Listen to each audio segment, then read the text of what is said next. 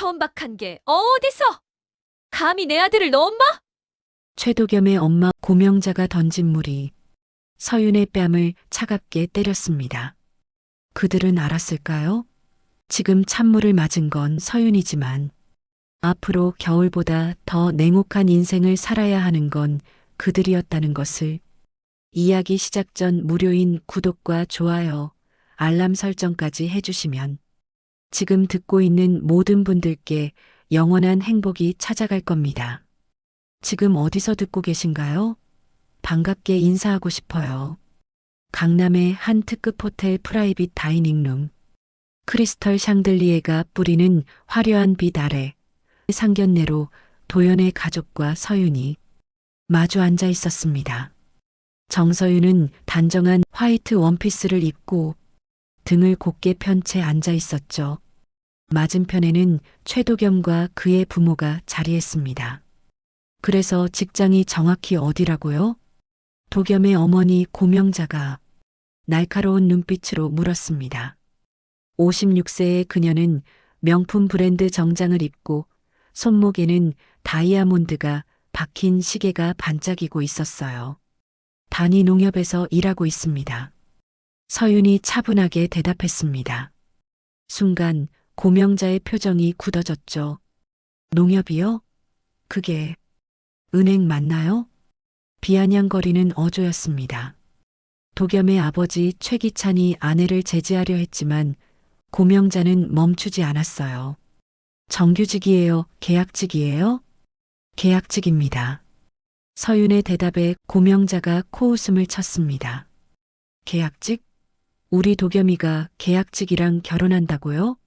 연봉은 얼마나 되는데요? 2천만 원은 되나? 어머니, 그만하시죠. 도겸이 어색하게 웃으며 말했지만 그의 목소리에는 힘이 없었습니다. 오히려 서윤을 향한 시선에는 실망감이 어려 있었죠. 그만하긴 뭘 그만해. 결혼은 현실이야. 창구 계약직이 무슨 돈으로 애를 키우고 집을 사? 우리 도겸이는 강남에 50억짜리 건물 사려고 계약금 10억도 넣었는데. 고명자의 목소리가 점점 높아졌습니다. 레스토랑 직원들이 불안한 눈빛으로 이쪽을 바라봤죠. 분수를 알아야지. 감히 누구 집 며느리가 되려고. 그 순간 고명자가 테이블 위에 물컵을 들었습니다. 여보, 최기찬이 외쳤지만 이미 늦었죠. 차가운 물이 서윤의 얼굴에 쏟아졌습니다. 물방울이 뺨을 타고 흘러내렸습니다. 원피스 앞섭이 젖었고 곱게 올린 머리가 흐트러졌죠. 레스토랑 안이 순간 정적에 휩싸였습니다. 서윤은 천천히 냅킨을 들어 얼굴을 닦았습니다. 손이 떨리지 않았어요. 표정도 변하지 않았죠. 그녀는 조용히 일어섰습니다. 시간 내주셔서 감사합니다. 정중한 목소리로 인사를 하고 서윤은 뒤돌아섰습니다. 도겸이 뒤늦게 서윤아 라고 불렀지만 그녀는 멈추지 않았어요. 호텔 로비를 지나 밖으로 나왔습니다. 겨울바람이 젖은 얼굴을 스쳤죠. 엘리베이터에서 내려오는 동안은 괜찮았는데 밖으로 나오자 갑자기 다리에 힘이 풀렸습니다. 서윤은 호텔 건물 모퉁이에 기대어 섰습니다. 이제야 손이 떨리기 시작했어요.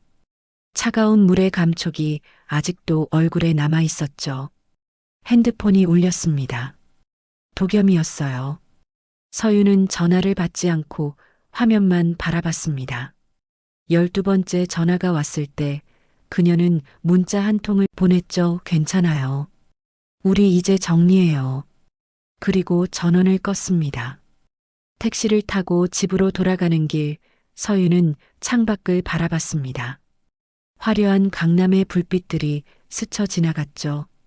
그녀의 눈빛은 차분했지만 그 안에는 무언가 단단한 결심이 자리 잡고 있었습니다.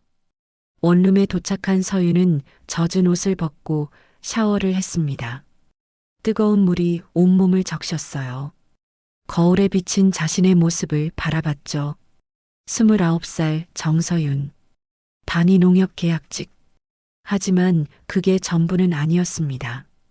책상 서랍을 열자 한울나눔재단 로고가 찍힌 서류 봉투가 보였습니다. 그 안에는 전략본부 상무대우 정서윤이라고 적힌 명함이 들어 있었죠. 서윤은 명함을 꺼내 한참 바라봤습니다. 그리고 노트북을 열었어요. 화면에는 한울금융지주 내부보고서라는 파일이 떠 있었죠. 합법, 무가장, 무감정. 책상 위에 붙은 포스트잇의 글씨가 눈에 들어왔습니다. 서윤은 깊게 숨을 들이쉬었어요. 그녀는 키보드에 손을 올렸습니다. 그리고 천천히 타이핑을 시작했죠. 최도겸, 33세, 부친 최기찬, 건설자재 중소기업 대표, 모친 고명자, 전업주부, 최근 강남 노후상가 매입 계약금 10억 납부. 서윤의 손가락이 키보드 위를 빠르게 움직였습니다. 화면에는 도겸 가족에 대한 정보들이 하나씩 정리되기 시작했죠. 밤은 깊어가고 있었지만 서윤의 눈빛은 더욱 또렷해졌습니다. 오늘 받은 모욕은 잊을 수 없었어요. 하지만 그녀는 감정적으로 대응하지 않을 것입니다. 예의를 지키되 철저하게 준비할 것입니다. 창밖으로 도시의 불빛이 반짝였습니다. 서윤은 모니터를 바라보며 작은 목소리로 중얼거렸죠. 분수를 아는 건 누구인지 보여드리겠습니다. 그날 밤 정서윤의 진짜 이야기가 시작되고 있었습니다.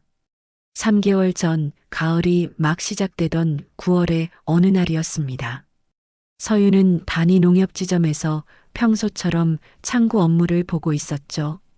오후 2시쯤 잘 차려입은 남자가 대출 상담을 요청했습니다. 최도겸이었어요. 안녕하세요. 부동산 담보대출 상담을 받고 싶은데요. 도겸은 자신감 넘치는 목소리로 말했습니다. 명품 정장에 고급 시계, 한눈에 봐도 여유 있어 보이는 차림새였죠. 네, 안내해드리겠습니다. 이쪽으로 오세요. 서윤이 그를 상담실로 안내했습니다. 도겸은 서류를 꺼내며 설명하기 시작했어요. 강남에 있는 상가 건물을 매입하려고 합니다.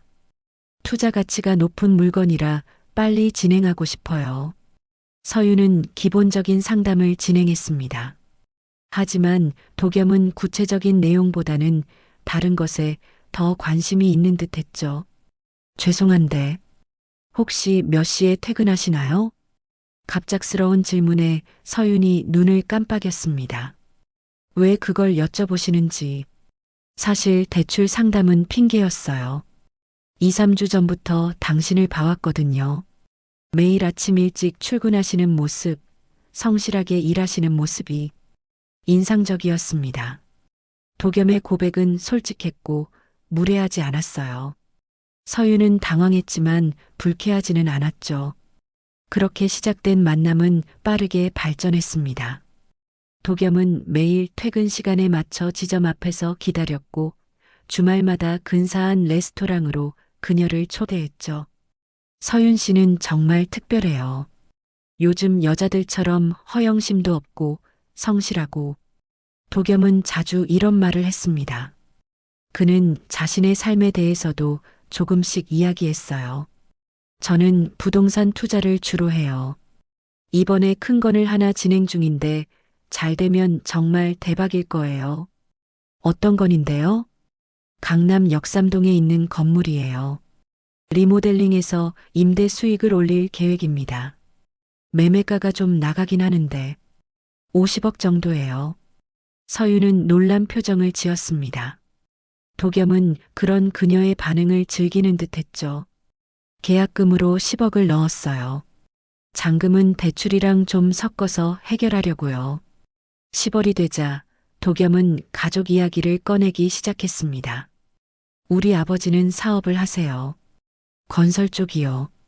어머니는 좀 까다로우신 편이에요. 까다로우시다니요? 백화점이나 골프장 같은데 자주 가시거든요. 사람을 볼 때도 좀 기준이 있으신 편이에요. 11월 초 도겸이 갑작스럽게 결혼 이야기를 꺼냈습니다. 부모님께서 빨리 결혼하라고 재촉하세요. 서윤 씨만 괜찮다면 이번 주말에 상견례를 하면 어떨까요? 너무 빠른 진행에 서윤은 놀랐습니다. 너무 급하지 않을까요? 우리가 만난 지 겨우 2달인데 저는 확신이 있어요. 서윤 씨가 제가 찾던 사람이라는. 상견례 전날 밤 서윤은 부모님과 통화했습니다. 엄마, 내일 11시 반까지는 도착하실 수 있죠? 그럼 걱정하지 마. 아빠랑 아침 일찍 출발할게. 부산에서 서울까지 4시간이면 충분하니까. KTX 표는 예매하셨어요? 응, 다 했어. 10시 20분 도착하는 걸로 했으니까 널널하게 갈 수 있을 거야. 어머니의 따뜻한 목소리에 서윤은 조금 안심이 됐습니다. 근데 너무 부담스러운 선물은 준비하지 마세요. 알았어. 우리도 부담스러운 건 싫으니까. 그냥 정성 담긴 거로 준비했어. 상견례 당일 아침 서윤은 일찍 일어나 준비를 시작했습니다. 소박한 네이비 원피스를 다림질하고 단정하게 화장을 했죠. 10시 부모님께 전화가 왔습니다. 서윤아, 우리 서울역 도착했어. 네, 저도 지금 출발할게요. 호텔에서 만나요. 서윤은 도겸 가족을 위해 준비한 작은 선물을 가방에 넣었습니다. 전통 떡집에서 산 소담한 떡 선물 세트였죠. 11시 서윤이 호텔 로비에 도착했을 때 도겸이 먼저 와서 기다리고 있었습니다. 일찍 왔네요? 네, 부모님은 위에 먼저 올라가 계세요. 프라이빗 다이닝룸 예약해뒀어요. 우리 부모님은 아직 안 오셨어요. 곧 도착하실 거예요. 도겸이 시계를 확인했습니다. 그럼 우리 먼저 올라가서 기다릴까요? 부모님이 기다리고 계셔서. 그래도 우리 부모님이 오시면 같이. 괜찮아요. 어차피 금방 오실 거잖아요. 우리 부모님이 시간 약속에 좀 민감하셔서 먼저 올라가서 인사드리고 있으면 어떨까요? 도겸의 간청하는 눈빛에 서윤은 마지못해 고개를 끄덕였습니다. 엘리베이터를 타고 3층으로 올라가는 동안 서윤의 마음이 불안했습니다. 부모님 없이 먼저 만나는 게 예의에 어긋나는 것 같았거든요. 도겸 씨, 정말 괜찮을까요? 우리 부모님이 늦는 것도 아닌데. 금방 오실 거예요. 너무 걱정하지 마세요. 프라이빗 다이닝룸 문이 열리자 크리스털 샹들리에의 화려한 빛이 쏟아졌습니다. 테이블 맞은편에는 중년의 부부가 앉아 있었죠. 최기찬과 고명자였습니다. 어서 오세요. 최기찬이 일어나 인사했지만 고명자는 앉은 채로 서윤을 위아래로 훑어봤습니다. 앉으세요. 고명자의 차가운 목소리에 서윤은 조심스럽게 자리에 앉았습니다. 부모님은 어디 계시죠? 지방에서 오시는 중이세요. 곧 도착하실 거예요. 서윤이 정중하게 대답했습니다. 고명자가 눈살을 찌푸렸죠. 지방, 어디서 오신다는 거예요? 부산이요. 부산에서 뭐 하시는데요? 질문이 계속됐습니다. 서윤은 당황했지만 침착하게 대답했어요. 작은 가게를 운영하고 계세요. 가게? 무슨 가게? 그냥 평범한 가게예요. 서윤이 얼버무리자 고명자의 표정이 더욱 차가워졌습니다. 그래서 당신은 뭐 하는 사람이에요? 단위 농협에서 일하고 있습니다. 농협? 그게 은행이에요? 고명자의 목소리에 비아냥이 섞였습니다. 정규직이에요? 계약직이에요? 계약직입니다. 순간 고명자가 테이블을 손바닥으로 쳤습니다. 계약직? 우리 도겸이가 계약직이랑 결혼한다고요? 어머니, 진정하세요. 최기찬이 말렸지만 고명자는 이미 흥분한 상태였습니다. 연봉은 얼마나 되는데요? 2천만 원은 되나? 부모는 부산에서 가게나 하고 본인은 계약직이고. 이게 말이 돼요? 서윤의 얼굴이 창백해졌습니다. 그때 휴대폰이 울렸어요. 어머니였습니다. 죄송합니다. 부모님 전화인 것 같아서.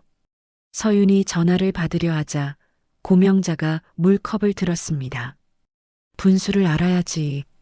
감히 누구 집 며느리가 되려고. 그리고 다음 순간 차가운 물이 서윤의 얼굴에 쏟아졌습니다. 물방울이 뺨을 타고 흘러내렸습니다. 원피스 앞섭이 젖었고 곱게 올린 머리가 흐트러졌죠. 서윤은 천천히 냅킨을 들어 얼굴을 닦았습니다. 손이 떨리지 않았어요. 그녀는 조용히 일어섰습니다. 시간 내주셔서 감사합니다. 정중한 목소리로 인사를 하고 서윤은 뒤돌아섰습니다. 도겸이 뒤늦게 서윤아 라고 불렀지만 그녀는 멈추지 않았어요. 복도로 나온 서윤은 떨리는 손으로 휴대폰을 들었습니다.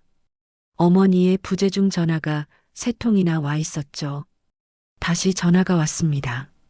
서윤아, 우리 호텔 로비에 도착했어. 어디야?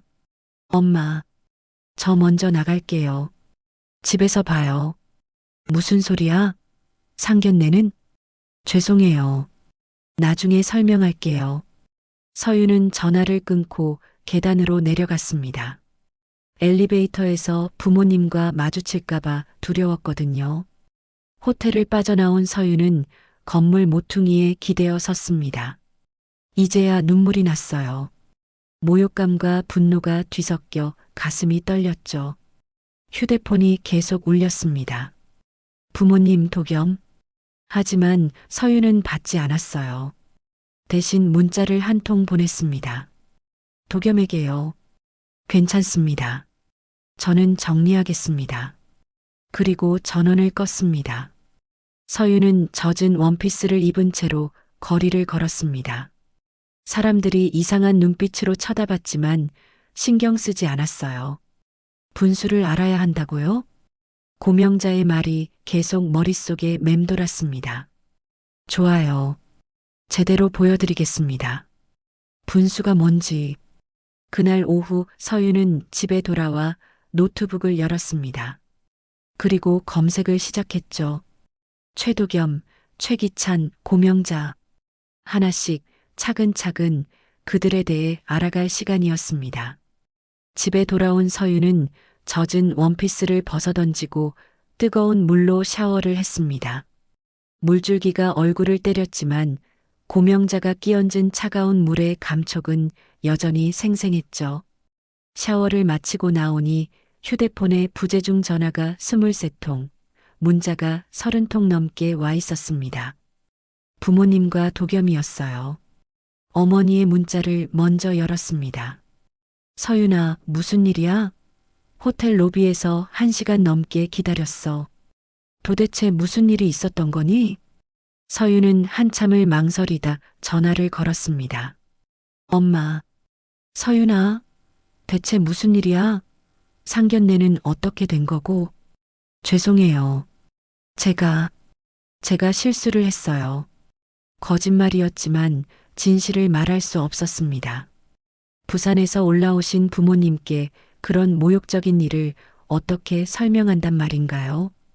실수? 무슨 실수? 그냥 서로 안 맞는 것 같아서 그만 나왔어요. 정말 죄송해요. 어머니는 한숨을 쉬었습니다. 하지만 더 이상 추궁하지 않았죠.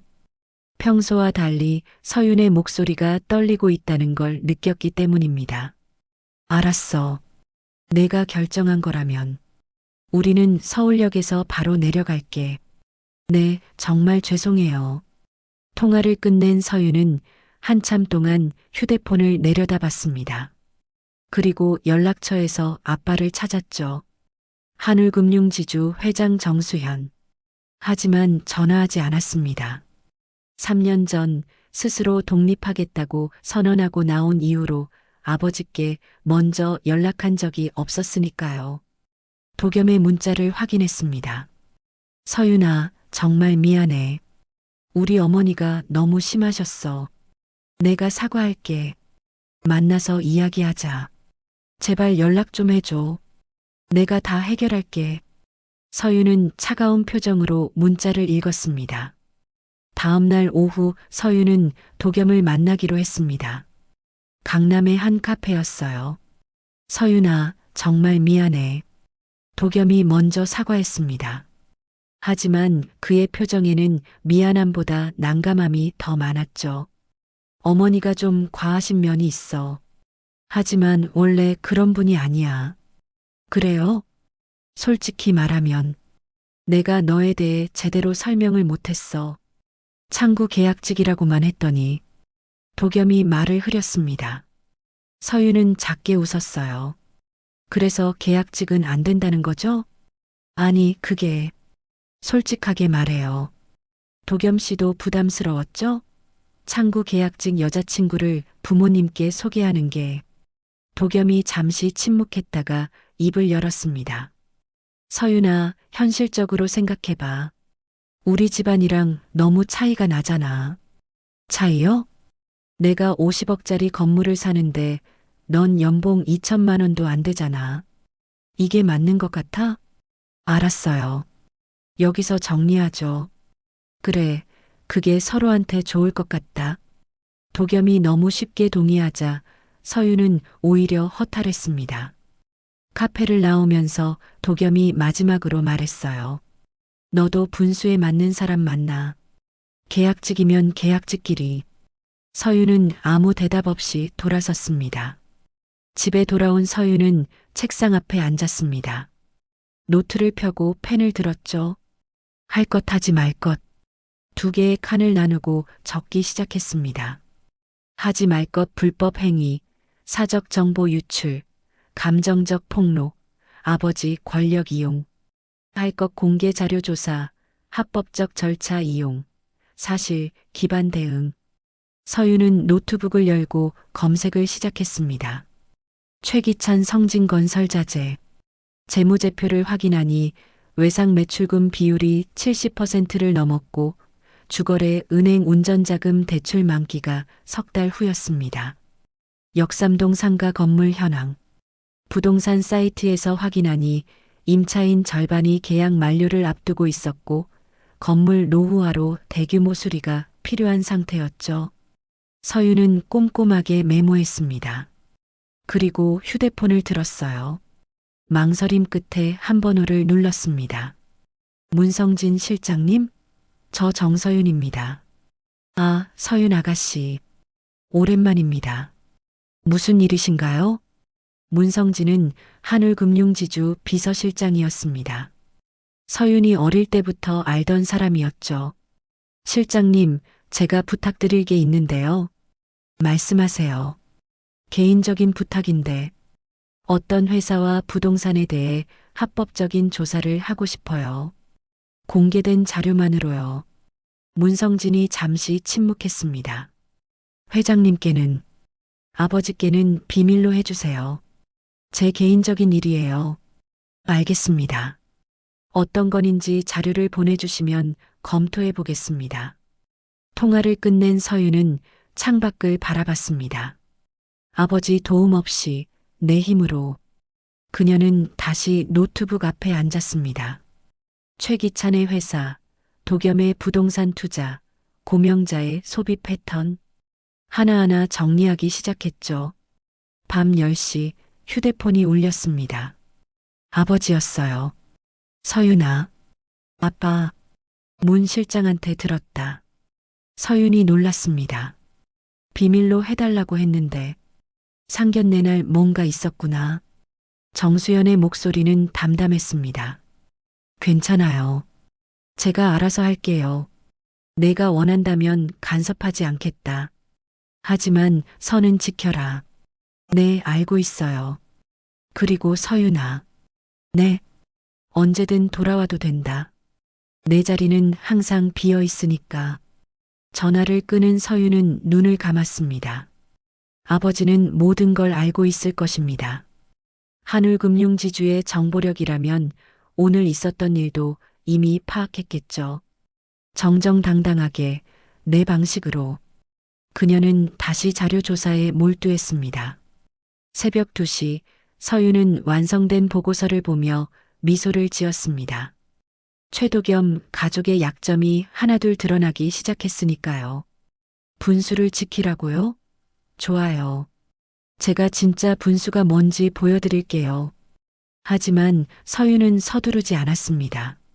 감정적 대응은 그들과 다를 바 없으니까요. 합법적으로 정당하게 그리고 철저하게. 며칠 후 서윤은 평소처럼 농협에 출근했습니다.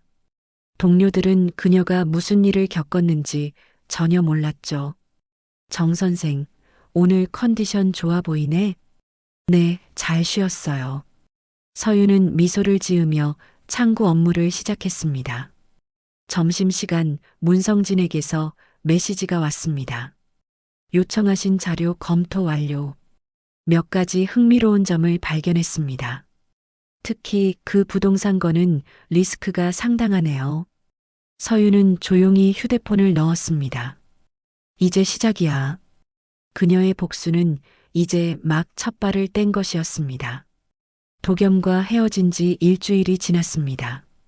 서윤은 평소처럼 농협에 출근하고 성실하게 일했죠. 겉으로는 아무 일 없는 것처럼 보였지만 퇴근 후에 그녀는 달랐습니다. 매일 밤 서윤은 최도겸 가족에 대한 자료를 정리했습니다. 문성진이 보내준 분석 보고서는 그녀의 예상보다 더 많은 것을 담고 있었어요. 역삼동 건물, 실제 가치 35억 추정, 리모델링 비용 최소 10억, 현 임차인 60% 이탈 예정, 예상 공실률 40%, 성진건설 자재, 주요 거래처 결제 지연, 현금 흐름 악화, 은행 대출 만기 연장 불확실. 서윤은 보고서를 읽으며 고민에 빠졌습니다. 이 정보를 어떻게 사용해야 할까? 복수하고 싶은 마음은 굴뚝 같았지만 선을 넘고 싶지는 않았어요. 아버지가 늘 강조하던 품격 있는 대응이 떠올랐죠. 그때 휴대폰이 울렸습니다. 대학 동창이자 변호사인 강하민이었어요. 서윤아, 요즘 어떻게 지내? 그냥 그래. 일하고 있어. 주말에 시간 있어? 커피나 한잔 하자. 토요일 오후 서윤은 하민을 만났습니다. 북촌의 조용한 카페였죠. 얼굴이 좀 수척해진 것 같은데? 하민이 걱정스럽게 물었습니다. 별일 없어? 그냥 일이 좀 바빠서. 거짓말하지 마. 무슨 일 있었지? 서윤은 한숨을 쉬었습니다. 하민에게는 숨길 수 없었어요. 대학 시절부터 가장 친한 친구였으니까요. 사실 얼마 전에 파혼했어. 뭐? 그 도겸이란 사람이랑? 서윤은 상견례에서 있었던 일을 간단히 설명했습니다. 물론 자신이 정수연 회장의 딸이라는 사실은 빼고요. 미친. 물을 끼얹었다고? 하민이 분노했습니다. 그 집안 사람들 고소해야 하는 거 아니야? 모욕죄로. 됐어. 그냥 잊으려고. 잊으면 안 되지. 이런 건 확실하게 대응해야 해.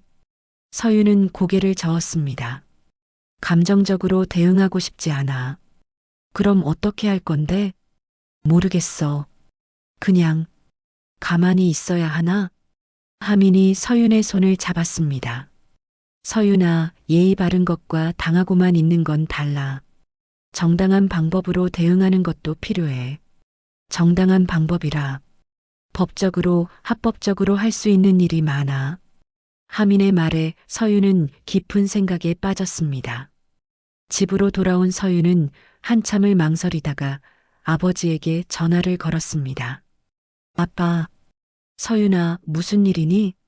정수연의 목소리는 언제나처럼 차분했습니다. 아빠, 도움이 필요해요.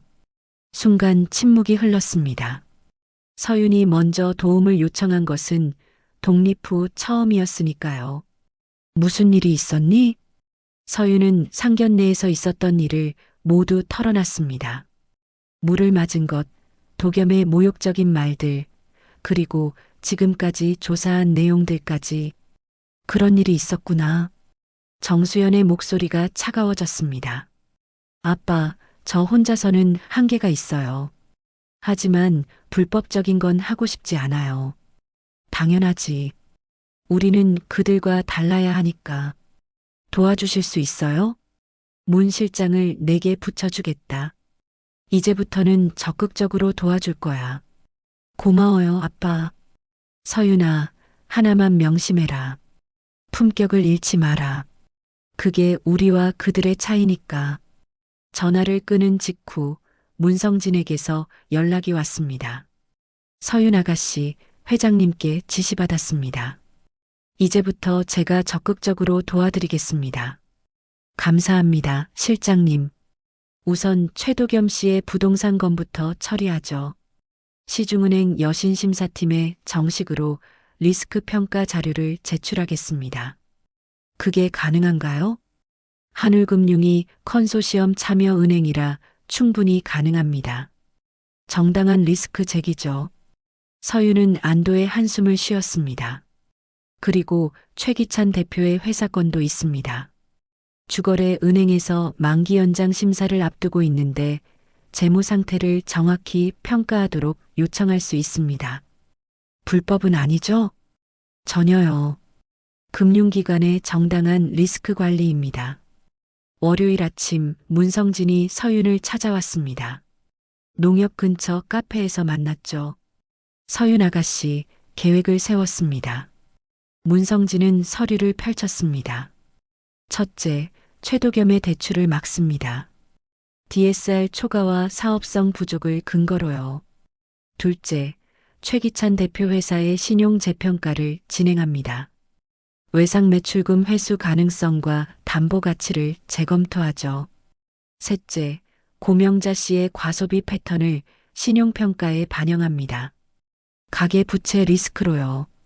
서윤은 고개를 끄덕였습니다. 이 모든 게 합법적인 거죠? 물론입니다. 금융기관의 정상적인 리스크 관리 절차예요. 다만 타이밍이 중요합니다. 동시다발적으로 진행하면 효과가 극대화되겠죠. 서윤은 노트를 펴고 정리하기 시작했습니다. 내가 원하는 것 진심 어린 사과, 잘못에 대한 인정, 다시는 그런 일이 없도록 하는 것, 내가 원하지 않는 것 불법적 보복, 과도한 피해, 무고한 사람 연루. 문성진이 서윤의 노트를 보며 말했습니다. 회장님 닮으셨네요. 원칙을 중시하시는 점이 아버지께 배운 거예요. 그런데 서윤 아가씨, 한 가지 더 제안이 있습니다. 뭔가요? 이참에 현장 경험도 쌓고 정식으로 한울금융에 합류하시는 건 어떠신가요? 물론 정체는 계속 숨기고요. 서윤은 고개를 저었습니다. 아직은 아니에요. 이 일이 끝나면 생각해 볼게요. 문성진이 고개를 끄덕였습니다. 알겠습니다. 그럼 준비는 제가 하겠습니다. 실행 시점만 알려주세요. 네, 조금만 더 시간을 주세요. 서윤은 카페를 나와 걸었습니다. 가을바람이 선선했죠. 이게 맞는 걸까? 아직도 마음 한구석에는 망설임이 있었습니다. 하지만 고명자가 물을 끼얹던 순간, 도겸이 계약직 주제라고 말하던 순간이 떠오를 때마다 결심은 단단해졌어요. 그날 저녁 서윤은 아버지에게 문자를 보냈습니다. 아빠 고마워요. 실망시키지 않을게요. 답장이 왔습니다. 넌 이미 내 자랑이다. 서윤은 눈시울이 뜨거워졌습니다. 독립 후 처음으로 아버지의 따뜻함을 느꼈어요. 다음 날부터 서윤은 운동을 시작했습니다. 매일 아침 러닝을 하며 마음을 다잡았죠. 감정에 휘둘리지 않기 위해서는 체력과 정신력이 필요했으니까요. 일주일이 지났습니다. 문성진에게서 메시지가 왔어요. 준비 완료. 언제든 시작 가능합니다. 서윤은 깊게 숨을 들이쉬었습니다. 그리고 답장을 보냈죠. 내일부터 시작해주세요. 알겠습니다. 첫 타겟은 최도겸 씨의 대출입니다. 서윤은 휴대폰을 내려놓고 창밖을 바라봤습니다. 도시의 불빛이 반짝이고 있었죠. 분수를 알라고 했죠? 이제 진짜 분수가 뭔지 보여드릴게요. 하지만 그것은 감정적 복수가 아닌 정당하고 합법적인 방법일 것입니다. 그것이 정수연의 딸 정서윤의 방식이니까요. 마지막으로 서윤은 일기장에 한 줄을 적었습니다. 예의는 약함이 아니다. 품격은 힘이다. 내일부터 시작될 일들을 생각하며 서윤은 조용히 눈을 감았습니다. 다음 날 오전 10시 최도겸은 시중은행 강남지점에 있었습니다. 오늘은 대출 최종 승인을 받는 날이었죠. 30억만 확보하면 50억짜리 건물의 주인이 되는 것입니다. 최도겸 고객님, 잠시만 기다려주세요. 대출 담당자가 컴퓨터 화면을 보며 미간을 찌푸렸습니다. 무슨 문제라도 있나요? 도겸이 불안한 표정으로 물었습니다. 심사 결과가 잠시만요. 상급자와 확인하고 오겠습니다. 15분이 지나 담당자가 돌아왔습니다. 표정이 좋지 않았죠. 죄송합니다만 대출이 부결되었습니다. 뭐라고요? 부결이요? 도겸이 목소리를 높였습니다. DSR이 기준을 초과했고 담보 물건의 사업성이 재평가 결과 미흡하다고 나왔습니다. 그게 무슨 소리예요? 지난주까지만 해도 문제 없다고 했잖아요. 컨소시엄 참여 은행에서 리스크 재평가 요청이 들어왔습니다.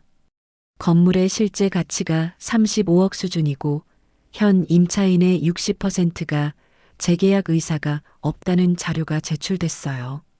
도겸의 얼굴이 창백해졌습니다. 그럼 다른 은행은요? 신용정보 공유 시스템에 이미 등록됐습니다. 다른 은행도 어려우실 겁니다. 도겸은 비틀거리며 은행을 나왔습니다. 브릿지론으로 메우려던 10억도 대출이 막히면 조달할 수 없었죠. 잔금 40억을 마련할 방법이 없었습니다. 급하게 부동산 중개사 최세라에게 전화를 걸었습니다. 세라 누나, 큰일 났어요. 대출이 안 나와요. 뭐? 그게 무슨 소리야? 은행에서 부결됐어요. 잔금을 못 치를 것 같은데. 최세라의 목소리가 차가워졌습니다. 도겸아, 계약서 다시 읽어봐. 잔금 미납 시 계약금 몰수야. 10억이 날아가는 거라고. 알아요. 그러니까 어떻게든 방법을 찾아야죠. 내가 뭘 어떻게 해? 계약서에 도장 찍은 건 너잖아. 전화를 끊은 도겸은 주차장에서 한참을 멍하니 앉아 있었습니다. 10억? 그의 전 재산이었죠. 한편 서윤은 평소처럼 농협 창구에서 일하고 있었습니다.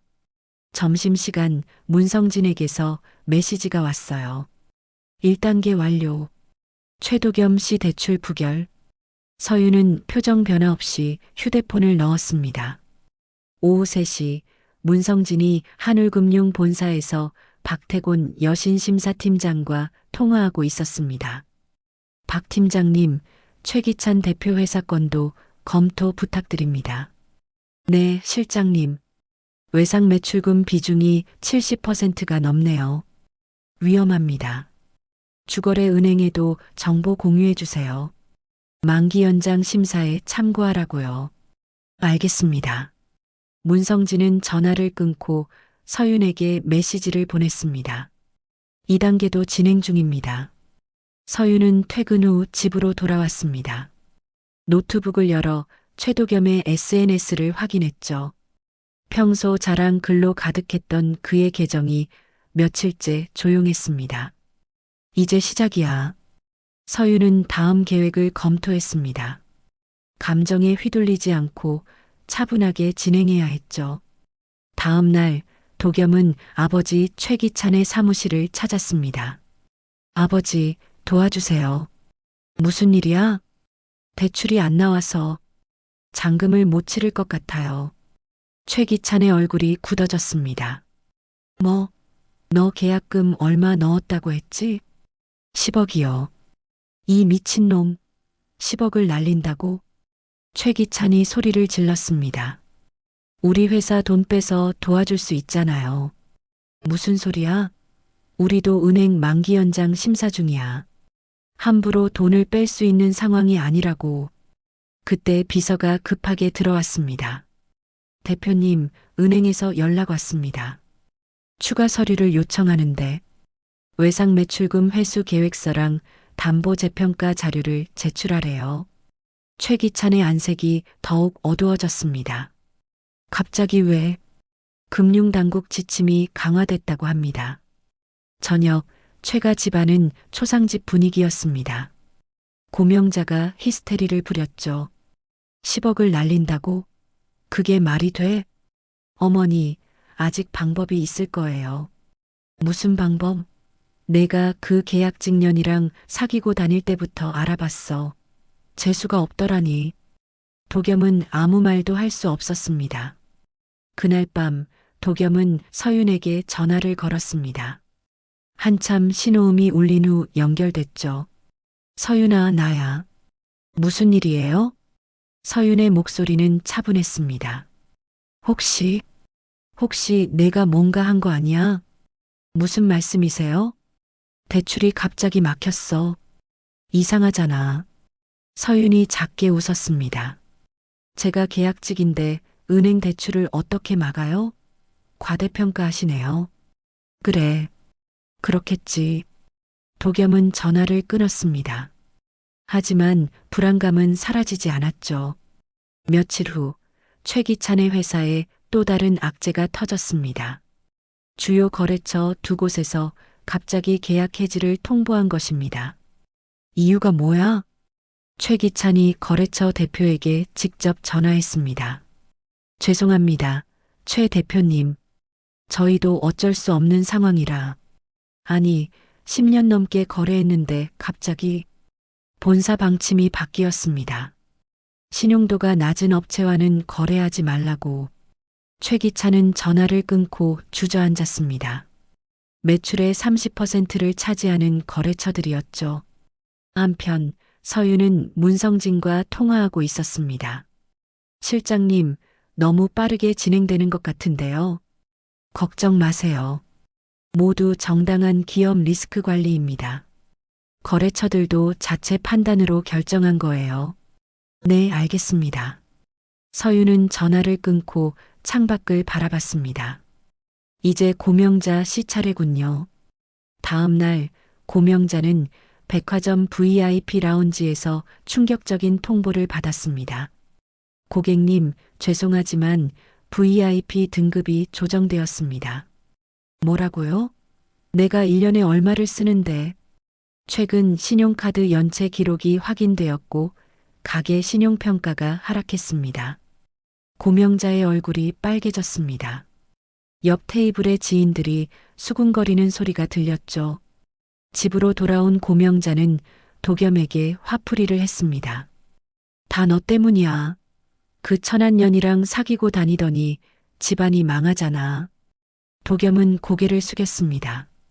반박할 수 없었으니까요. 그날 밤 최기찬은 서재에서 재무제표를 보며 한숨을 쉬었습니다. 은행 만기 연장이 거절되면 회사는 부도 위기에 몰릴 것입니다. 도대체 왜 갑자기 이런 일이?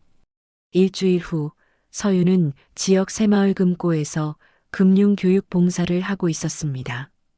어르신들에게 보이스피싱 예방법을 설명하던 중 문성진에게서 메시지가 왔어요. 최기찬 대표회사 은행 만기 연장 거절 확정. 서윤은 잠시 강의를 멈추고 물을 마셨습니다. 그리고 다시 미소를 지으며 강의를 이어갔죠. 어르신들, 금융 사기를 당하지 않으려면 항상 조심하셔야 합니다. 특히 분수에 맞지 않는 투자 제안이 오면 의심하세요. 어르신들이 고개를 끄덕였습니다. 강의를 마치고 나온 서윤은 하늘을 올려다봤습니다. 구름 한 점 없는 맑은 날이었죠. 이제 절반쯤 왔나? 하지만 서윤은 여기서 멈출 생각이 없었습니다. 그들이 진심으로 잘못을 깨달을 때까지 계속할 것입니다. 분수를 알라고 했으니 끝까지 알려드려야죠. 서윤이 계획을 실행한 지 2주일이 지났습니다.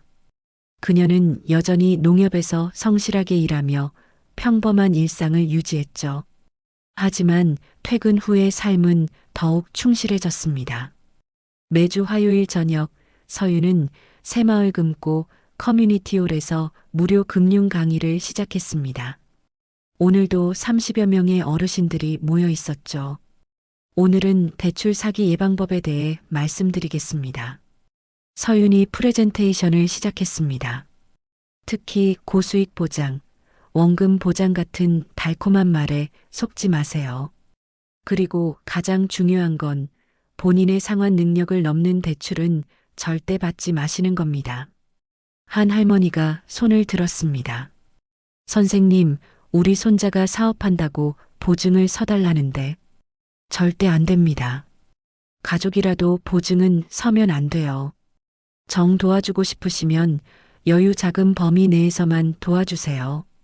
강의가 끝난 후 시장 상인회장 윤복래가 서윤에게 다가왔습니다. 서윤아, 정말 고마워. 우리 시장 상인들도 이런 교육이 필요했거든. 제가 더 감사하죠. 이렇게 의미 있는 일을 할 수 있어서요. 복래가 김치통을 하나 내밀었습니다. 우리 집 김치야. 혼자 사니까 반찬 해먹기 힘들지? 서윤은 감사히 받았습니다. 이런 따뜻한 정이 그녀에게 힘이 되었죠. 다음 날 농협 지점에서 작은 소동이 있었습니다. 동료 직원 김민수와 고객 응대 방식을 놓고 의견 충돌이 생긴 것입니다. 정 선생, 너무 시간을 많이 쓰는 거 아니야? 다른 손님들도 기다리는데. 하지만 어르신들은 충분한 설명이 필요해요. 그래도 효율을 생각해야지. 서윤은 잠시 생각한 후 제안했습니다. 그럼 이렇게 해요. 체크리스트를 만들어서 표준화하면 어떨까요? 설명은 충분히 하되 시간은 단축할 수 있을 거예요. 민수가 고개를 끄덕였습니다. 그거 좋은 생각이네. 같이 만들어 보자. 둘은 점심시간을 이용해 체크리스트를 만들었고 일주일 만에 대기 시간이 30% 단축됐습니다. 지점장도 칭찬을 아끼지 않았죠. 정 선생 덕분에 우리 지점 평가가 올라갔어요. 주말 서윤은 강하민을 만났습니다. 이태원의 브런치 카페였죠. 요즘 표정이 좋아 보이네. 하민이 웃으며 말했습니다. 그래, 일이 잘 풀려서 그런가 봐. 그 최도겸이란 놈 소식은 들었어? 서윤이 고개를 저었습니다. 관심 없어. 거짓말. 내가 뭔가 하고 있는 거 알아. 하민의 날카로운 지적에 서윤이 잠시 침묵했습니다. 합법적인 일만 하고 있어. 그래, 너라면 그럴 거야. 근데 서윤아, 너무 몰아붙이면 역풍이 올 수 있어. 무슨 뜻이야? 궁지에 몰린 쥐가 고양이를 문다고 너무 압박하면 예상치 못한 반격이 올 수도 있다는 거야. 하민의 충고에 서윤은 고개를 끄덕였습니다. 고마워. 조심할게. 집으로 돌아온 서윤은 일기를 썼습니다. 오늘도 의미 있는 하루였다. 어르신들께 도움이 되는 강의를 했고 동료와의 갈등도 건설적으로 해결했다. 이런 일상이 나를 지탱해준다. 그때 문성진에게서 전화가 왔습니다. 서윤 아가씨, 잠시 통화 가능하신가요? 네, 실장님.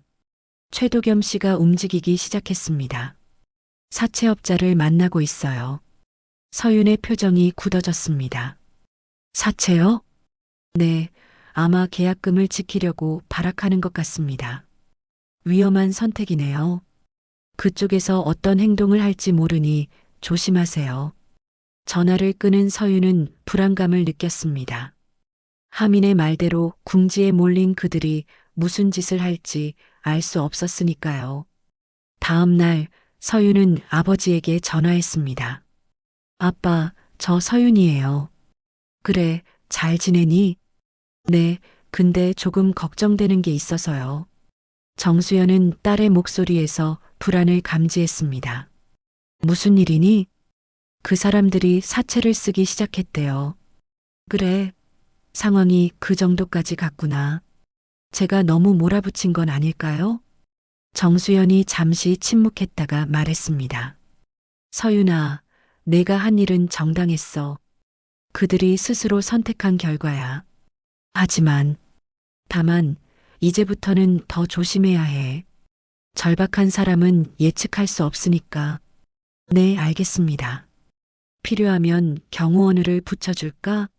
아니에요, 괜찮아요. 너무 과한 것 같아요. 며칠 후, 서윤은 농협에서 특별한 손님을 맞았습니다. 한 청년이 창구로 다가왔는데 도겸의 지인처럼 보였죠. 통장 개설하려고 하는데요. 서윤은 평소처럼 업무를 처리했습니다.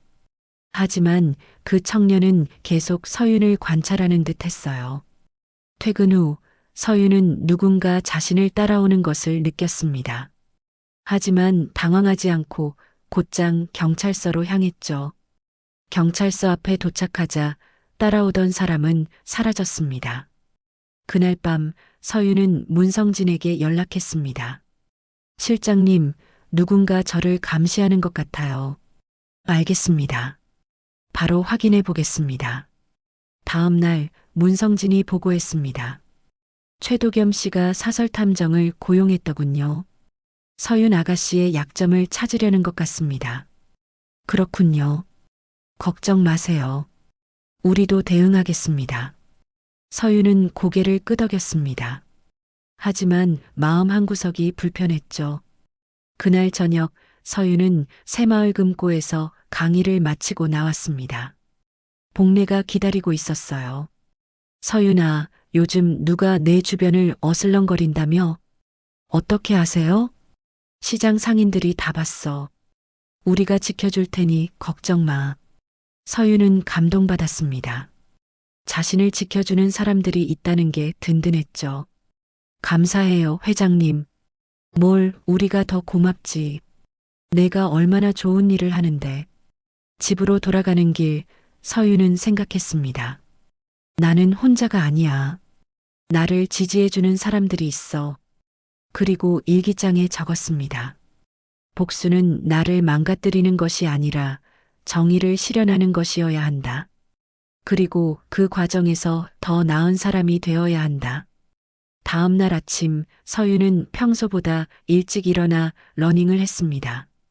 맑은 공기를 마시며 달리니 머리가 맑아졌죠. 곧 끝이 보일 거야. 조금만 더 버티자. 농협에 출근한 서윤은 평소처럼 밝게 인사했습니다. 좋은 아침이에요. 동료들도 반갑게 화답했죠. 이런 평범한 일상이 서윤에게는 가장 큰 힘이었습니다. 점심시간 서윤은 문성진에게서 메시지를 받았습니다. 최기찬 대표 회사, 부도 위기 임박. 최도겸 씨는 사채 이자도 못 내는 상황. 서윤은 메시지를 읽고 조용히 휴대폰을 넣었습니다. 이제 정말 끝이 가까워졌구나. 하지만 마지막까지 방심해서는 안 됩니다. 서윤은 다시 일에 집중했죠. 창구에 온 어르신께 친절하게 설명하며 자신의 일상을 지켜나갔습니다. 최도겸은 강남의 한 사무실 건물 지하에 있었습니다. 어둡고 담배 연기가 자욱한 공간에서 사채업자를 만나고 있었죠. 이자가 일주일에 10%라니 너무 높은 거 아닙니까? 그럼 다른 데 가보시든가. 신용불량자한테 돈 빌려주는 곳이 여기밖에 없을 텐데. 도겸은 이를 악물었습니다. 계약금 10억을 지키기 위해 5억을 빌렸지만 일주일 만에 이자가 5천만 원이었죠. 알겠습니다. 대신 한 달만 시간을 주세요. 한 달? 그때까지 원금이랑 이자 다 갚는다는 거지? 네, 반드시요. 사채업자가 비웃었습니다. 못 갚으면 어떻게 되는지 알지? 우리는 은행이랑 달라. 도겸은 고개를 끄덕이며 서류에 서명했습니다. 손이 떨렸지만 다른 방법이 없었죠. 집으로 돌아온 도겸은 보유한 모든 자산을 정리하기 시작했습니다. 외제차, 명품 시계, 한정판 운동화. 하나씩 중고 사이트에 올렸지만 금매로는 제값을 받기 어려웠어요. 빌어먹을. 그때 어머니 고명자가 들어왔습니다. 도겸아, 이게 뭐야? 내 차가 왜 중고 사이트에 올라와 있어? 급하게 돈이 필요해서요. 사채까지 썼다며? 미쳤어? 고명자가 소리를 질렀습니다. 그럼 어떻게 해요? 10억을 날릴 순 없잖아요. 차라리 포기하는 게. 포기요? 제 전 재산인데? 모자의 언쟁이 격해졌습니다. 그때 최기찬이 들어왔죠. 그의 얼굴은 초췌했습니다. 다들 조용히 해. 지금 그럴 때가 아니야. 무슨 일이에요? 은행에서 최종 통보가 왔어. 만기 연장 거절이야. 당장 다음 주까지 15억을 갚아야 해. 집안이 순간 조용해졌습니다. 15억이요? 그래. 못 갚으면 회사는 끝이야. 경매로 넘어갈 거고. 고명자가 주저앉았습니다. 우리가 왜 이렇게 된 거야? 한편 서윤은 농협에서 평소처럼 일하고 있었습니다. 점심시간 문성진에게서 전화가 왔어요. 서윤 아가씨, 상황이 거의 마무리 단계입니다. 그렇군요. 최도겸 씨가 사채 이자도 못 내고 있고 최기찬 대표 회사는 다음 주 부도 예정입니다. 서윤은 복잡한 심정이었습니다. 실장님, 혹시 너무 과한 건 아닐까요? 아가씨가 원하신 대로 진행된 겁니다. 모두 그들이 선택한 결과고요. 네, 알겠습니다. 전화를 끊은 서윤은 창밖을 바라봤습니다. 이제 거의 끝이구나. 그날 저녁 도겸은 마지막 수단을 생각했습니다.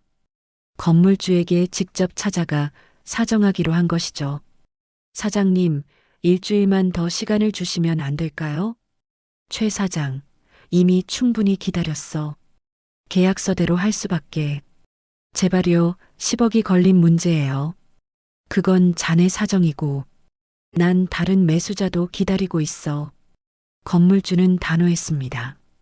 도겸은 절망적인 표정으로 사무실을 나왔죠. 다음 날 중개사 최세라에게서 전화가 왔습니다. 도겸아, 최종 통보야. 3일 안에 잔금 못 치르면 계약금 몰수 확정이야. 누나, 어떻게든 방법이 없어. 법적으로도 내가 불리해. 포기하는 게 나을 거야. 도겸은 전화를 끊고 머리를 쥐어뜯었습니다. 그때 문자가 왔습니다. 사채업자였죠. 이자 납입일 이틀 남았음. 연체 시 특별 추심 들어감. 도겸의 손이 떨렸습니다. 특별 추심이 뭔지 알고 있었으니까요. 급하게 아는 사람들에게 전화를 돌렸지만 모두 바쁘다며 전화를 끊었습니다. 평소 친하게 지내던 사람들도 돈 이야기가 나오자 연락을 피했죠. 다들 똑같네. 그날 밤 최 씨 가족은 거실에 모였습니다. 집을 팔아야 할 것 같아. 최기찬이 무거운 입을 열었습니다. 뭐? 이 집을? 고명자가 놀랐습니다. 회사 부도 막으려면 방법이 없어. 집이라도 팔아서 30년 살던 집을 판다고? 그럼 길거리에 나앉을 건가? 무거운 침묵이 흘렀습니다. 도겸이 입을 열었습니다. 제가 다 망쳤어요. 죄송해요. 이제 와서 그게 무슨 소용이야. 고명자가 울먹였습니다. 다음 날 서윤은 새마을 금고에서 강의를 마치고 나왔습니다. 복례가 기다리고 있었죠. 서윤아, 들었어? 그 최신의 집안이 완전히 망했다더라. 그래요? 사채까지 썼다가 집까지 팔게 생겼대. 인과응보지 뭐. 서윤은 아무 말 없이 들었습니다. 근데 너 혹시 뭔가 한 거 아니야? 복례의 날카로운 질문에 서윤이 미소 지었습니다. 제가 뭘 할 수 있겠어요? 전 그저 계약직인걸요. 그래, 그렇겠지. 집으로 돌아온 서윤은 일기를 썼습니다. 거의 끝이 보인다. 하지만 아직 그들에게서 진정한 반성은 보이지 않는다. 마지막까지 지켜봐야겠다. 그때 문성진에게서 메시지가 왔습니다. 내일 최기찬 대표 회사 부도 확정. 최도겸 씨는 사채업자에게 쫓기는 중. 서윤은 휴대폰을 내려놓았습니다. 이제 정말 끝이구나. 하지만 마음 한구석이 무거웠습니다. 복수의 달콤함보다는 씁쓸함이 더 컸죠. 다음 날 오전, 도겸은 사채업자 사무실에서 무릎을 꿇고 있었습니다. 일주일만 더 시간을 주세요. 시간? 이미 충분히 줬잖아. 제발이요. 사채업자가 부하들에게 눈짓했습니다. 오늘부터 특별관리 들어간다. 알아서 해. 도겸은 공포에 질렸습니다. 그 시각 최기찬의 회사에는 법원 직원들이 들이닥쳤습니다. 압류 딱지가 곳곳에 붙었죠. 오늘부로 모든 자산이 동결됩니다. 직원들이 짐을 싸기 시작했습니다. 10년, 20년 일한 직원들이 눈물을 흘렸죠. 대표님, 그동안 감사했습니다. 미안하네. 정말 미안해. 최기찬은 고개를 숙였습니다. 저녁 고명자는 백화점에 갔다가 굴욕을 당했습니다. 신용카드가 모두 정지된 것이죠. 고객님, 결제가 안 됩니다. 뭐라고요? 다시 해보세요. 이미 3번 시도했습니다. 한도 초과인 것 같은데요. 주변 사람들이 수군거렸습니다. 고명자는 얼굴이 빨개져서 매장을 뛰쳐나왔죠. 그날 밤 최 씨 가족의 집은 조용했습니다.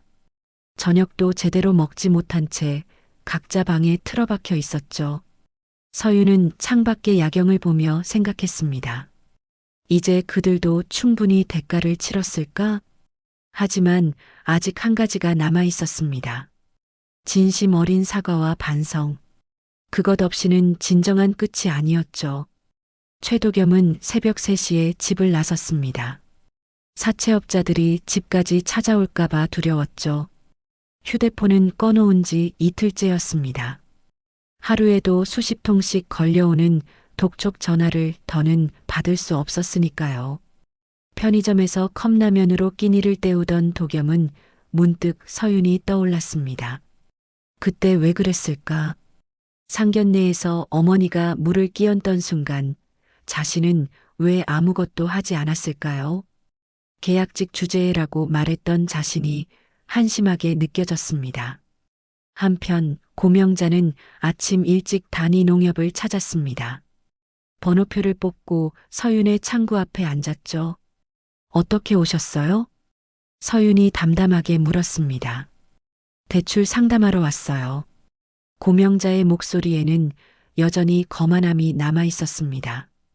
어떤 대출을 원하시는지요? 우리 집을 담보로 대출받고 싶어요. 10억 정도. 서윤은 컴퓨터를 확인했습니다. 죄송하지만 고객님은 현재 신용등급이 매우 낮아서 대출이 불가능합니다. 뭐라고요? 고명자의 목소리가 높아졌습니다. 그리고 담보로 제시하신 주택도 이미 다른 은행에 근저당이 설정되어 있네요. 추가 대출은 어렵습니다. 당신이 뭔데 안 된다고 해요? 고명자가 갑자기 소리를 질렀습니다. 은행 안에 모든 시선이 집중됐죠. 저희 남편이 누군지 알아요? 최기찬 대표라고. 알고 있습니다. 그래도 규정상 불가능합니다. 당신, 일부러 그러는 거지? 우리한테 안 갚음하려고? 고명자가 자리에서 벌떡 일어났습니다. 내가 그때 물 좀 끼얹었다고 이렇게 나오는 거야? 주변 사람들이 수군거리기 시작했습니다. 서윤은 침착하게 대답했죠. 고객님, 다른 손님들도 계시니 목소리를 낮춰주세요. 목소리를 낮춰? 당신 같은 계약직이 감히. 고명자가 테이블을 쳤습니다. 내가 백화점 VIP 고객이야. 우리 남편 회사가 얼마나 큰 줄 알아? 죄송하지만 그것과 대출 심사는 별개입니다. 당신 정말 저주받을 거야. 남의 집안 망치려고 이러는 거지? 고명자가 손가락으로 서윤을 가리키며 소리쳤습니다. 당신 같은 년이 뭘 안다고. 평생 창구나 지키면서 살 주제에 보안 직원이 다가왔습니다. 손님, 진정하세요. 나 고명자야. 이 동네에서 날 모르는 사람이 없어. 하지만 보안 직원은 단호했습니다. 다른 고객님들께 피해를 주시면 안 됩니다. 나가주세요. 고명자는 서윤을 노려보며 말했습니다. 두고 봐. 당신도 언젠가는 똑같이 당할 거야. 저주받을 거라고. 그녀가 나간 후 동료들이 서윤을 걱정했습니다. 정 선생, 괜찮아요? 네, 괜찮아요. 서윤은 평온한 표정으로 다음 손님을 맞았습니다. 점심시간 문성진에게서 전화가 왔습니다. 아가씨, 오전에 고명자 씨가 찾아갔다고 들었습니다. 네, 대출 신청하러 왔다가 거절당하니까 난동을 부렸어요. CCTV 확인했습니다. 폭언과 협박이 명백하네요. 그냥 두세요. 어차피 며칠 안에 더 큰 일이 터질 테니까요. 무슨 일이요? 최기찬 대표 회사, 내일 주거래처 두 곳이 동시에 계약 해지할 겁니다. 문성진이 놀랐습니다.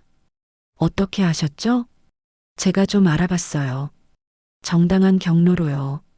서윤의 목소리에는 차가운 만족감이 있었습니다. 그날 오후 최기찬은 절망적인 소식을 들었습니다. 매출의 40%를 차지하는 주요 거래처 두 곳이 동시에 계약 해지를 통보한 것이죠. 이유가 뭡니까? 죄송합니다. 최 대표님. 본사 방침이 바뀌어서 10년 넘게 거래했는데 이럴 수 있습니까? 하지만 이미 결정된 일이었습니다. 저녁 최 씨 가족은 집에 모였습니다. 고명자는 오전에 일을 털어놨죠. 그 계약 직년이 일부러 대출을 막았어. 뭐? 정서윤이? 도겸이 놀랐습니다. 맞아. 안 갚음하려고 그러는 거야. 최기찬이 한숨을 쉬었습니다. 그게 아니야. 우리 신용등급이 바닥이라 안 되는 거야. 그래도 그년이. 그만해. 우리가 먼저 잘못한 거 아니야? 도겸이 어머니를 말렸습니다. 우리가 먼저 물을 끼얹고 모욕했잖아요. 그래도 이렇게까지. 고명자는 울먹였습니다. 다음 날 도겸은 용기를 내어 서윤에게 문자를 보냈습니다. 서윤아, 나 도겸이야. 할 말이 있어. 만날 수 있을까? 1시간 후 답장이 왔습니다. 내일 오후 3시 북촌 카페에서 만나요. 도겸은 가슴이 뛰었습니다. 서윤을 다시 만날 수 있다는 것만으로도 긴장됐죠. 그날 밤 서윤은 일기를 썼습니다. 오늘 고명자가 또 찾아와서 난동을 부렸다.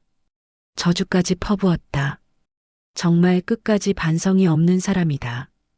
이제 중간 지점에 왔다. 최기찬의 회사는 곧 무너질 것이고 도겸의 건물 계약도 파기될 것이다. 후회는 없다. 그들이 먼저 시작한 일이니까.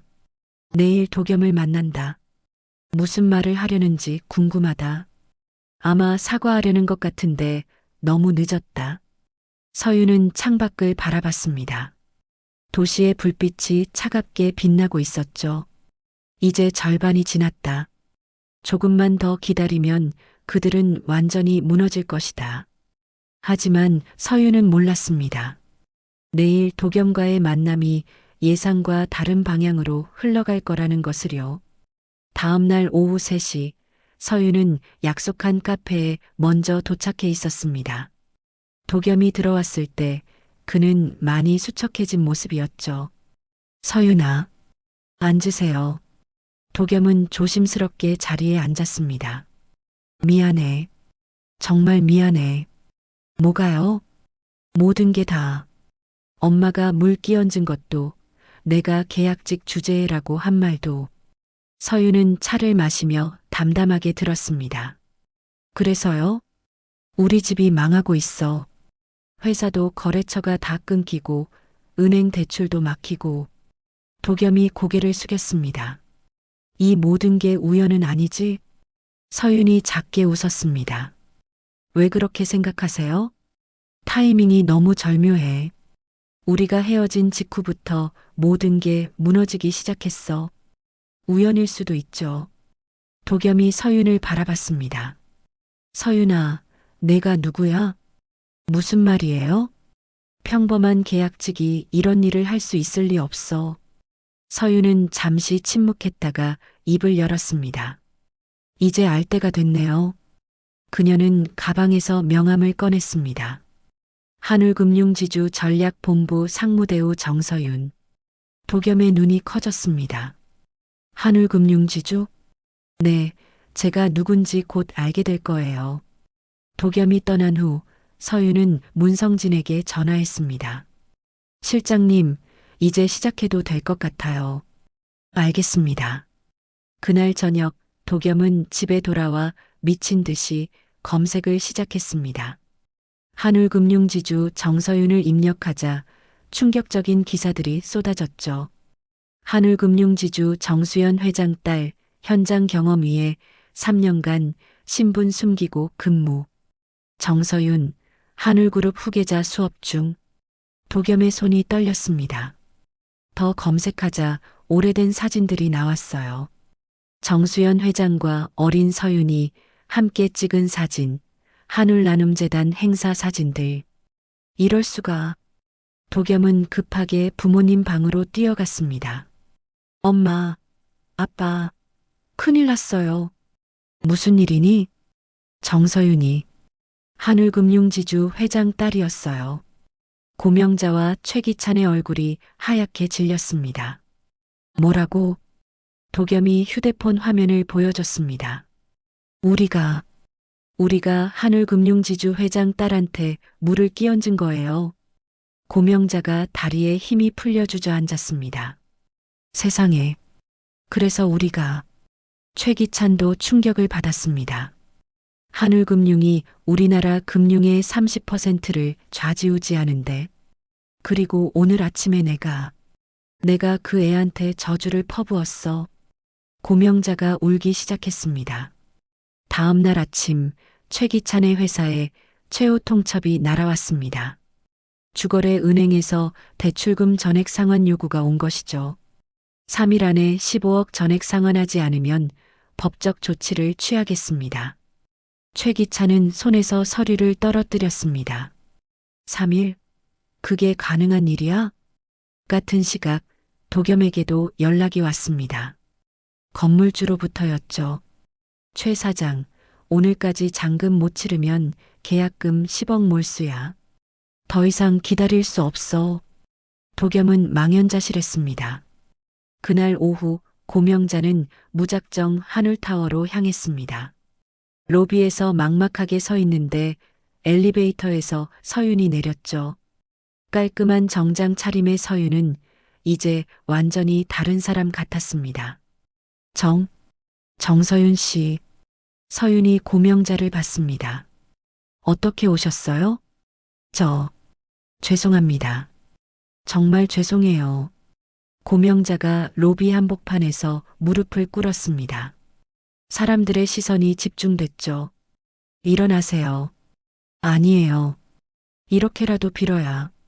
우리가 한울금융 회장님 따님인 줄도 모르고. 서윤이 차갑게 웃었습니다.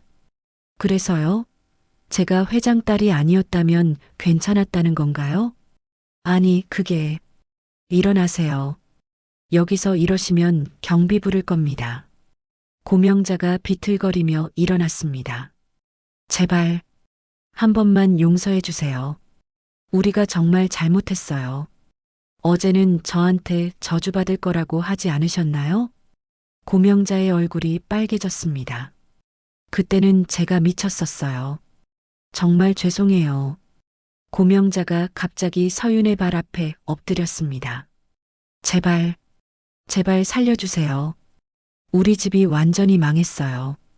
남편 회사도 부도나고 집도 잃고 아무것도 없어요. 그래서요? 한 번만 기회를 주세요. 뭐든 할게요. 뭐든지. 고명자가 울며 애원했습니다. 전무님이 시키는 대로 다 할게요. 종처럼 일해도 좋아요. 제발 우리 가족 좀 살려주세요. 서유는 고명자를 내려다봤습니다. 종처럼 일한다고요? 그때는 저보고 계약직 주제라고 하셨죠? 잘못했어요. 정말 잘못했어요.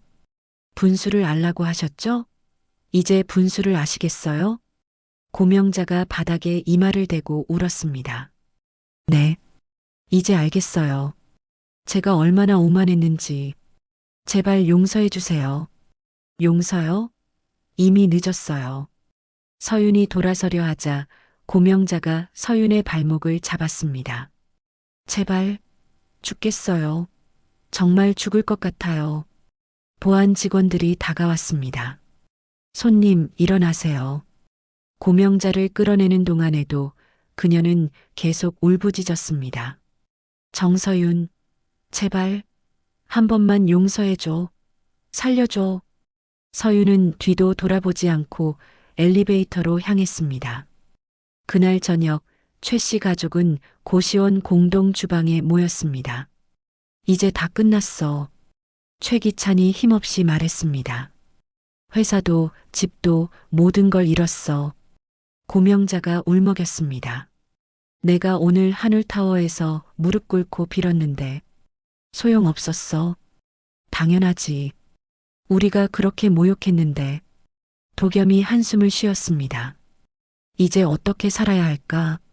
한편 서윤은 회장실에서 아버지와 대화하고 있었습니다. 오늘 고명자가 찾아왔어요. 그래. 뭐라고 하던? 무릎 꿇고 살려달라고 애원했어요. 종처럼 일하겠다고. 정수연이 고개를 끄덕였습니다. 이제야 정신을 차렸구나. 하지만 너무 늦었죠.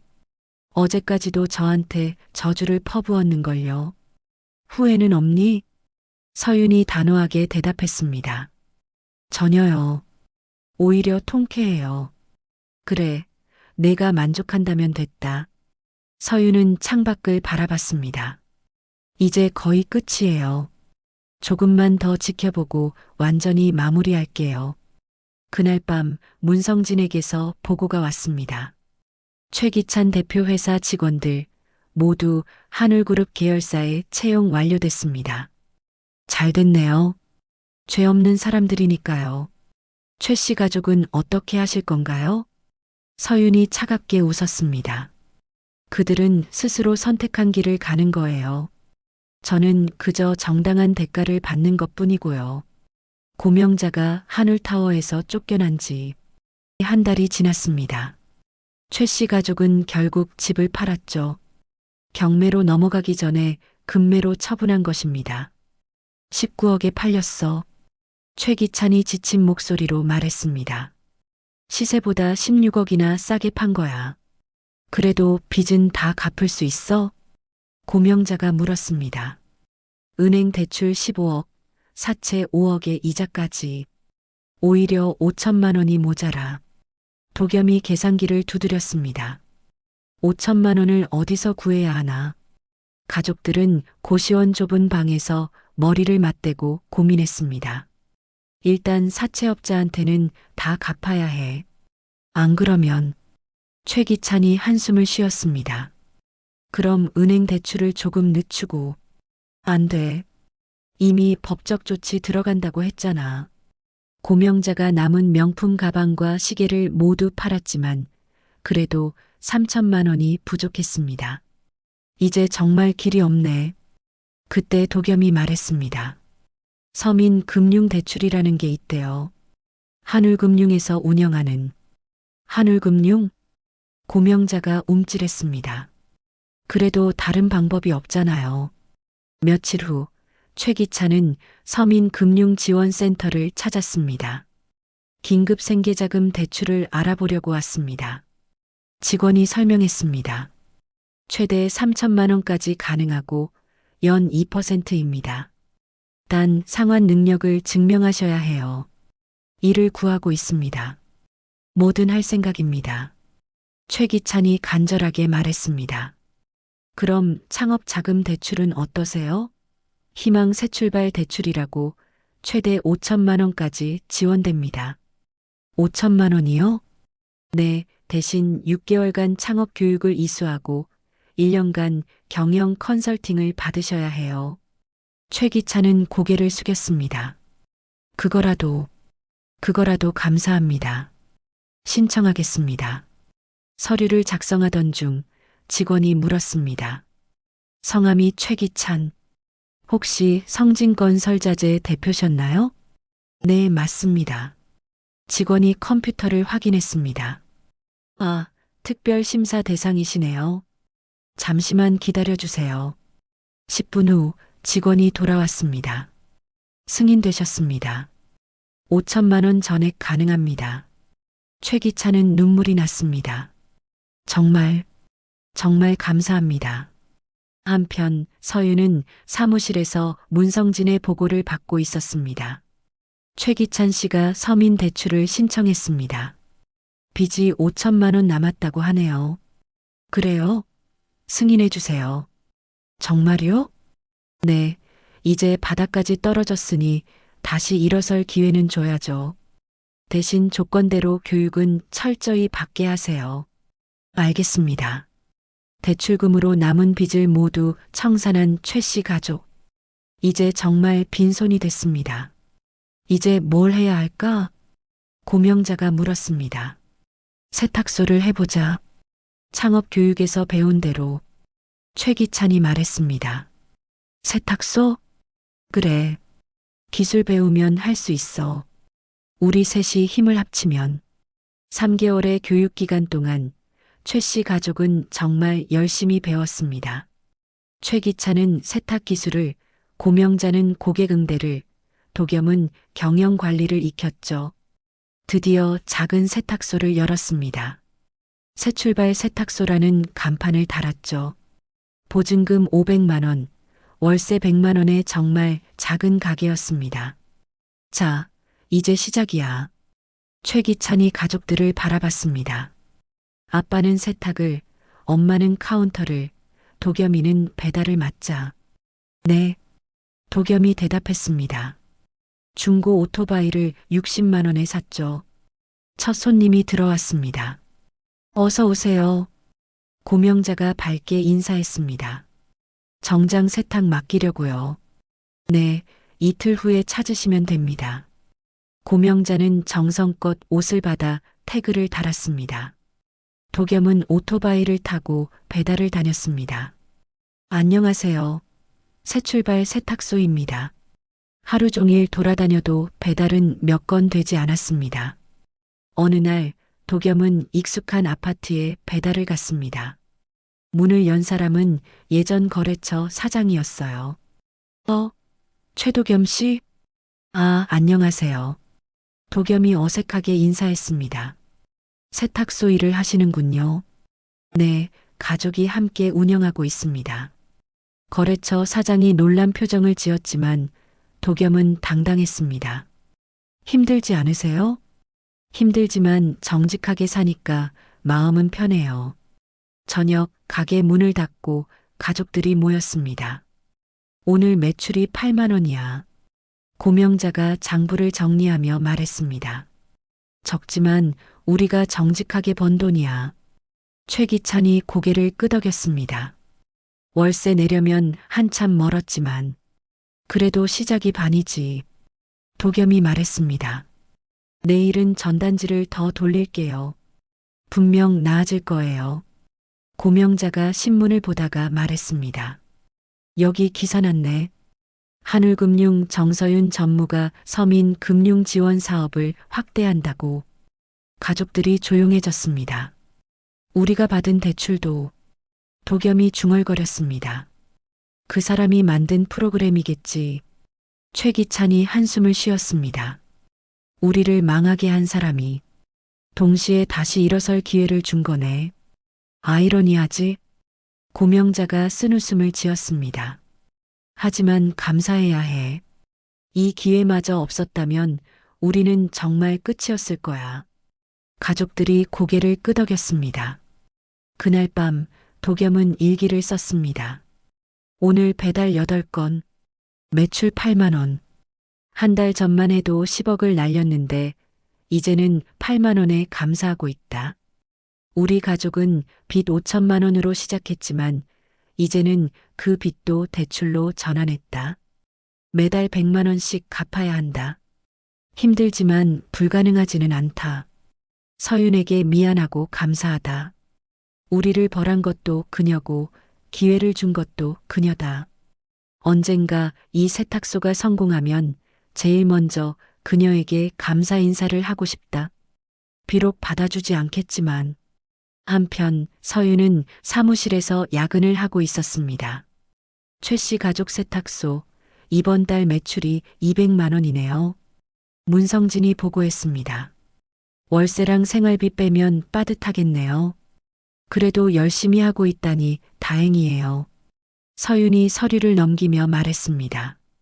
이제 정말 끝인 것 같네요. 후회는 없으신가요? 서윤이 단호하게 대답했습니다. 없어요. 그들은 충분한 벌을 받았고 이제는 정직하게 살고 있으니까요. 창밖으로 도시의 불빛이 보였습니다. 어딘가에서 최 씨 가족도 내일을 준비하고 있겠죠. 8만 원의 매출에 감사하며 정직하게 살아가면서 2년 후 봄날의 오후 여기가 그 세탁소예요? 응, 동네에서 제일 깨끗하게 해준다고 소문났어. 서윤은 남편 재영과 함께 새출발 세탁소 앞에 섰습니다. 유리문을 밀고 들어가자 고명자가 카운터에서 고개를 들었죠. 어서 오세. 고명자의 말이 멈췄습니다. 서윤을 알아본 것이었죠. 안녕하세요. 서윤이 먼저 인사했습니다. 고명자는 잠시 얼어붙었다가 정신을 차렸어요. 어서 오세요. 손이 떨렸지만 고명자는 프로답게 응대했습니다. 무엇을 맡기시려고요? 남편 정장이요. 다음 주 출장 가야 해서요. 서윤이 정장을 카운터에 올려놓았습니다.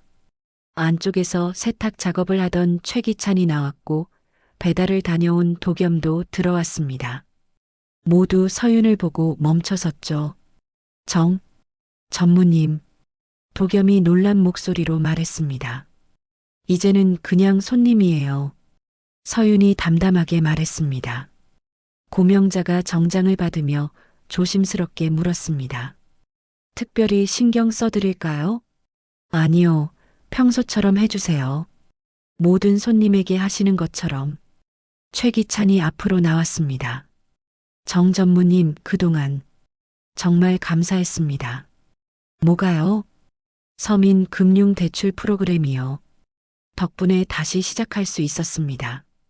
서윤은 고개를 살짝 끄덕였습니다. 잘 되고 있나 봐요? 네, 이제 월세는 낼 수 있을 정도로요. 도겸이 덧붙였습니다. 정직하게 일하니까 손님들이 점점 늘어요. 입소문도 나고요. 고명자가 영수증을 건네며 말했습니다. 목요일에 찾으러 오시면 됩니다. 네. 서윤이 돌아서려 하자 고명자가 용기를 내어 말했습니다. 전무님. 서윤이 돌아봤습니다. 그때 정말 죄송했어요. 그리고 감사해요. 저희를 완전히 끝장내지 않고 기회를 주셔서. 서윤은 잠시 침묵했다가 입을 열었습니다. 분수를 아시게 됐나요? 고명자가 고개를 깊이 숙였습니다. 네. 이제 알아요. 진짜 분수가 뭔지. 그럼 됐어요. 서윤은 남편과 함께 세탁소를 나왔습니다. 저 사람들이 그때 재현이 물었습니다. 응, 많이 변한 것 같네. 사람은 바닥을 쳐봐야 진짜 모습이 나온대. 서윤이 남편의 팔짱을 끼며 말했습니다. 후회 안 해? 뭘? 너무 혹독하게 한 거 아닌가 해서. 서윤이 고개를 저었습니다. 아니야. 그들도 교훈을 얻었고 나도 배웠어. 뭘 배웠는데? 복수보다 중요한 게 있다는 거. 사람을 바꾸는 건 벌이 아니라 기회라는 거. 두 사람은 봄날의 거리를 걸었습니다. 세탁소 안에서 최 씨 가족은 창문 너머로 멀어지는 서윤의 뒷모습을 바라봤습니다. 참 대단한 사람이야. 최기찬이 말했습니다. 우리가 그렇게 모욕했는데도 결국 기회를 줬잖아. 고명자가 눈시울을 붉혔습니다. 내가 그때 물을 끼얹었을 때 그 애는 품격을 지켰는데 나는 이제라도 깨달은 게 다행이지. 도겸이 말했습니다. 앞으로 더 열심히 살자. 정직하게, 겸손하게. 가족들이 고개를 끄덕였습니다. 그날 저녁 서윤은 일기를 썼습니다. 오늘 새 출발 세탁소에 갔다. 최 씨 가족이 열심히 일하고 있었다. 그들을 보며 깨달았다. 진정한 복수는 상대를 망가뜨리는 게 아니라 잘못을 깨닫게 하는 것이라는 걸. 그리고 진정한 품격은 용서할 줄 아는 것이라는 걸. 고명자 씨가 말했다. 이제 분수를 안다고. 나도 이제 안다. 내 분수를. 힘이 있다고 해서 함부로 쓰는 게 아니라 필요한 만큼만 쓰고 적절한 때에 거두는 것. 그것이 진정한 분수다. 돈과 지위로 사람을 판단하지 마세요. 오늘의 강자가 내일의 약자가 될 수 있고 오늘의 약자가 내일의 강자가 될 수 있습니다. 진정한 품격은 돈이 아니라 사람을 대하는 태도에서 나옵니다. 그리고 진정한 복수는 증오가 아니라 교훈을 주는 것입니다.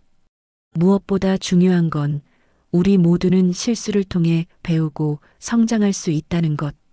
분수를 지키되 비굴하지 않고 당당하되 오만하지 않게. 그것이 우리가 추구해야 할 삶의 자세입니다.